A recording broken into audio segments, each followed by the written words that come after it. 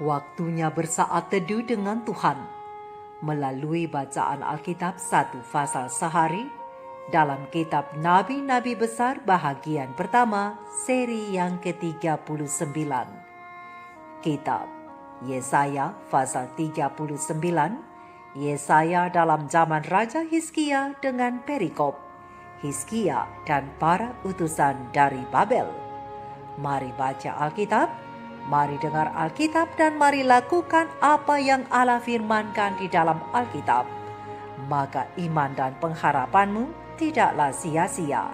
Tuhan Yesus Allah Putra, Alfa dan Omega memberkati, dan Allah Roh Kudus akan menuntun untuk memahami. Salam kasih dan doa dari Rumah Produksi Endang Silitonga Tanjung Bible Audio Ministry. Mari memulainya dengan doa dalam hati.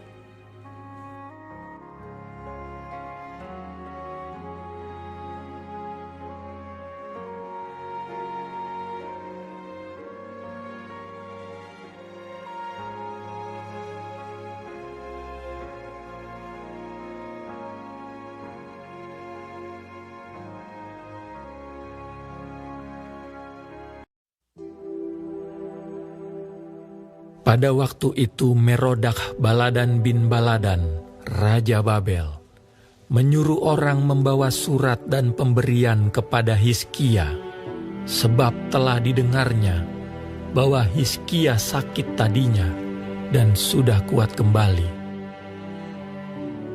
Hizkia bersukacita atas kedatangan mereka, lalu diperlihatkannyalah kepada mereka gedung harta bendanya, emas dan perak, rempah-rempah, dan minyak yang berharga, segenap gedung persenjataannya, dan segala yang terdapat dalam perbendaharaannya. Tidak ada barang yang tidak diperlihatkan Hizkia kepada mereka di istananya dan di seluruh daerah kekuasaannya. Kemudian datanglah Nabi Yesaya kepada Raja Hizkia dan bertanya kepadanya, "Apakah yang telah dikatakan orang-orang ini, dan dari manakah mereka datang?"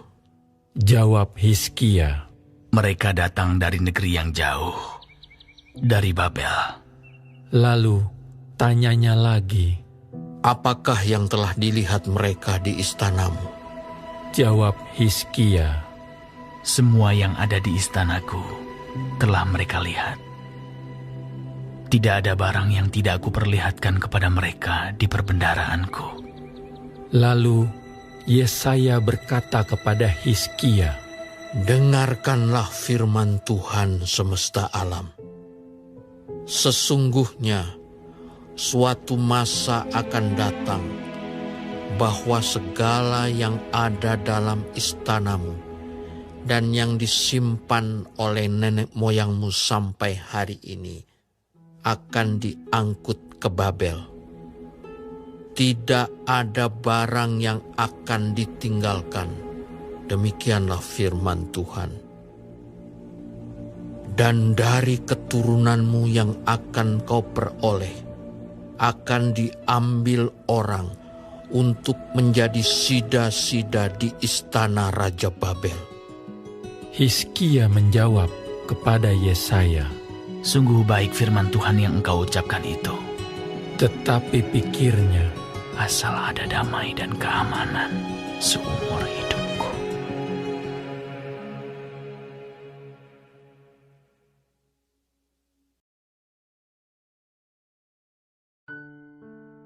Kita telah menyelesaikan bacaan Alkitab satu pasal sehari dalam kitab Yesaya pasal yang ke-39. Sedikit perenungan melalui pasal ini tentang akibat melupakan Allah dengan ayat panduan perenungan terang besar Alkitab Yesaya 39 ayat 6 dengan bunyi nas. Sesungguhnya suatu masa akan datang bahwa segala yang ada dalam istanamu dan yang disimpan oleh nenek moyangmu sampai hari ini akan diangkut ke Babel. Tidak ada barang yang akan ditinggalkan. Demikianlah firman Tuhan. Sahabat-sahabat firman yang dikasihi oleh Tuhan di mana saja Anda berada, seseorang yang seharusnya telah mati, namun karena ia memohon pertolongan kepada Tuhan, didasarkan oleh kesetiaannya yang tulus dan apa yang baik yang telah dilakukannya di mata Tuhan. Namun setelah Tuhan mengingat dan menolongnya, ia pun segera melupakan Tuhannya. Sungguh sangat menyedihkan bila kita membaca kisah Hizkia di pasal yang ke-39 ini. Tuhan telah mengingat dia dan menolongnya, tetapi setelah ia memasuki zona nyaman, dengan cepat juga Hizkia melupakan kuasa pertolongan Tuhan karena Raja Babel yaitu Merodak Baladan yang mengirimkan utusannya mengunjungi Hizkia di Israel pada ayat yang pertama. Padahal tujuan kunjungan itu sebenarnya adalah turut merasakan kegembiraan karena Hizkia telah sembuh. Kunjungan kehormatan ini membuat Hizkia merasa tersanjung sebab pada saat itu Babel adalah negara yang kuat. Apalagi Babel juga merupakan musuh Israel. Sungguh luar biasa mendapat kehormatan seperti ini. Maka dengan penuh sukacita Hizkia menyambut kedatangan duta kerajaan Babel itu, lalu menunjukkan kepada mereka gedung tempat menyimpan harta bendanya, emasnya, peraknya, rempah-rempahnya, minyak-minyaknya yang berharga, juga seluruh gedung tempat menyimpan senjata perang. Semuanya diperlihatkan oleh Hizkia kepada para utusan Raja Babel itu di ayat yang kedua. Namun sahabat-sahabat firman, tindakan Hizkia dalam memperlihatkan seluruh isi kerajaannya merupakan suatu tindakan yang bodoh, karena pihak kerajaan Babel melihat peluang untuk merebut harta benda Israel. Maka Tuhan pun mengutus Yesaya hambanya untuk memberitahukan firman Tuhan kepada Hizkia, yaitu segala yang disimpan oleh nenek moyang mereka akan diangkut ke Babel di ayat yang ke-6. Begitu juga dengan keturunan Hizkia akan dibawa ke Babel sebagai tawanan di ayat yang ke-7, bandingkan dengan Daniel 1 ayat 1-7. Dengan demikian, tindakan Hizkia ini sama dengan memberikan dengan gampangnya keturunan dan bangsanya kepada kerajaan Babel. Tetapi setelah firman Tuhan disampaikan, respon Hizkia terhadap nubuat Nabi Yesaya adalah lain di bibir, lain di hati di ayat yang ke-8, yaitu di bibir ia menyatakan sungguh baik firman Tuhan yang engkau ucapkan itu. Tetapi dalam hatinya Hizkia berkata, asal ada damai dan keamanan seumur hidupku. Ini menunjukkan bahwa Hizkia telah berpaling dan melupakan Tuhan dan semua pertolongannya yang pernah ia alami. Yakni ketika campur tangan Tuhan meluputkan Yerusalem di pasal yang ke-36 dan pasal yang ke-37, dan pada saat Tuhan menyembuhkan sakitnya yang parah di pasal yang ke-38. Seharusnya Hizkia menceritakan kepada para utusan itu tentang Allahnya, penyelamat dan sumber pertolongannya yang ajaib, dan bukan membanggakan diri dan harta bendanya. Pena Ilham Ilahi Roh Nubuat Para Nabi dan Raja halaman 197, alinea pertama dan alinea yang ketiga mengatakan bahwa kunjungan utusan-utusan raja dari negeri yang jauh ini memberikan kesempatan kepada Hizkia untuk meninggikan Allah yang hidup itu. Betapa mudahnya baginya untuk menceritakan tentang Allah kepada mereka sebenarnya, penjaga semua perkara yang diciptakan yang olehnya kehidupannya sendiri telah diperpanjang ketika segala pengharapan yang lain telah sirna. Alangkah tepatnya perubahan yang seharusnya terjadi sekiranya para pencari kebenaran ini yang datang dari lembah-lembah Kaldea telah diperkenalkan kepada Raja yang agung, yaitu Allah yang hidup. Dalam kesombongan atas kekuasaannya, Raja Hizkia telah kehilangan kesempatan untuk memuliakan Allah. Sahabat-sahabat firman, pena Ilham Ilahi Roh Nubuat Prophet and King, halaman 347-348 melanjutkan.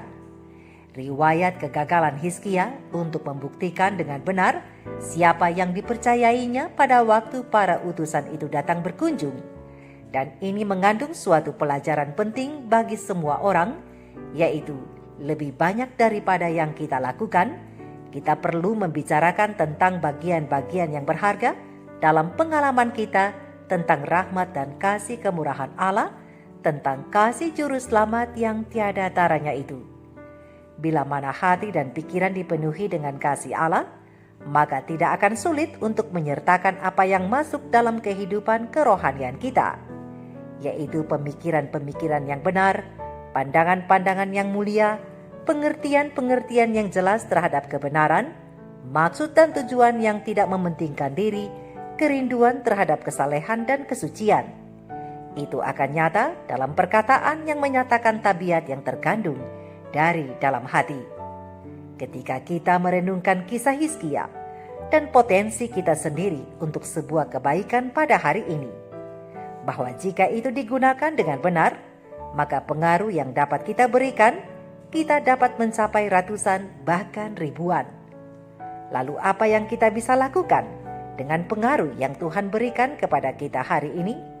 Sahabat-sahabat firman, ketika orang-orang datang untuk melihat apa yang terjadi dalam hidup kita, mengapa kita bisa sukses?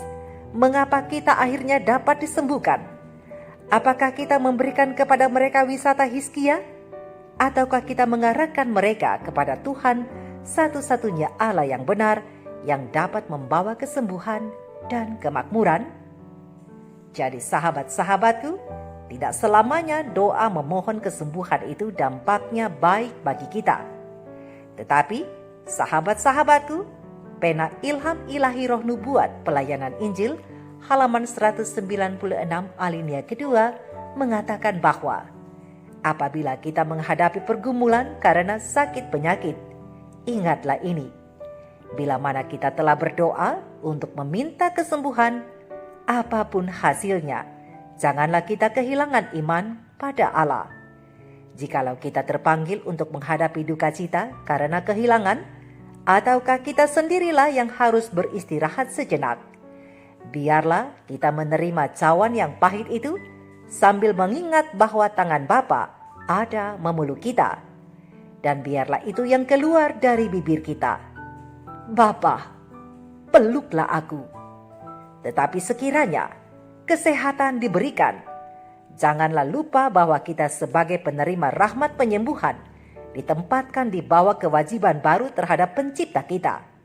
Seperti ketika 10 orang kusta telah sembuh, namun hanya 1 orang yang kembali menemui Yesus dan memuliakannya. Janganlah ada di antara kita menjadi sama seperti 9 orang yang tidak berterima kasih itu, yang hatinya tidak disentuh oleh kemurahan Allah. Setiap pemberian yang baik dan setiap anugerah yang sempurna datangnya dari atas, diturunkan dari Bapa segala terang, yang padanya tidak ada perubahan atau bayangan karena pertukaran, berdasarkan terang besar Alkitab Yakobus 1 ayat 17. Mari kita renungkan ini bersama. Maranatha. Shalom.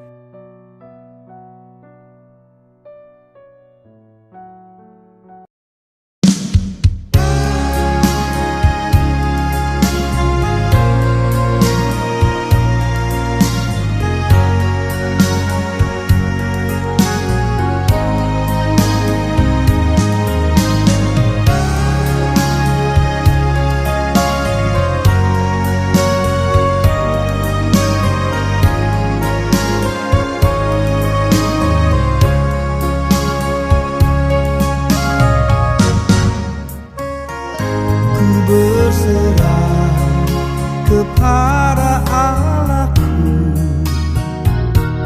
di darat pun di laut menderu, tiap detik tak berhenti. Bapa surgawi terus menjagaku.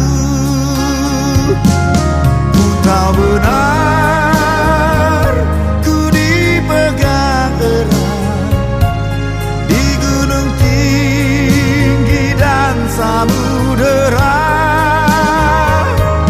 di tapan gelap ku didekat. Bapa surgawi terus menjagaku.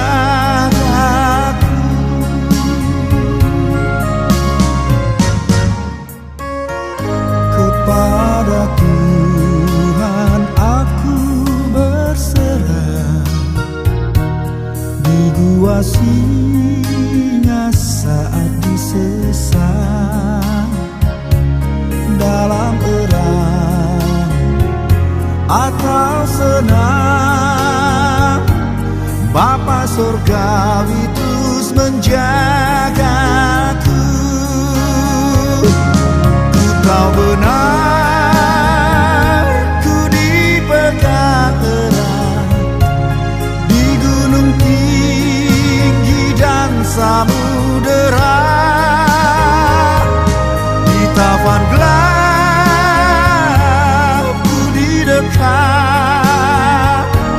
Bapa surgawi terus menjagaku.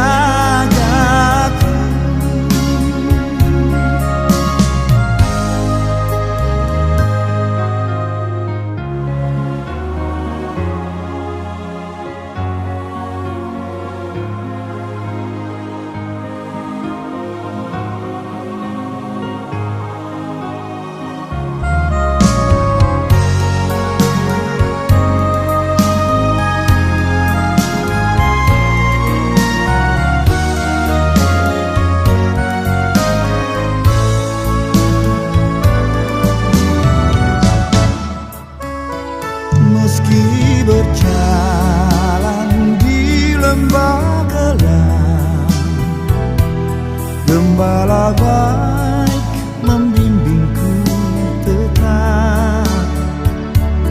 Ku dihentak dan tak gentar, Bapa surga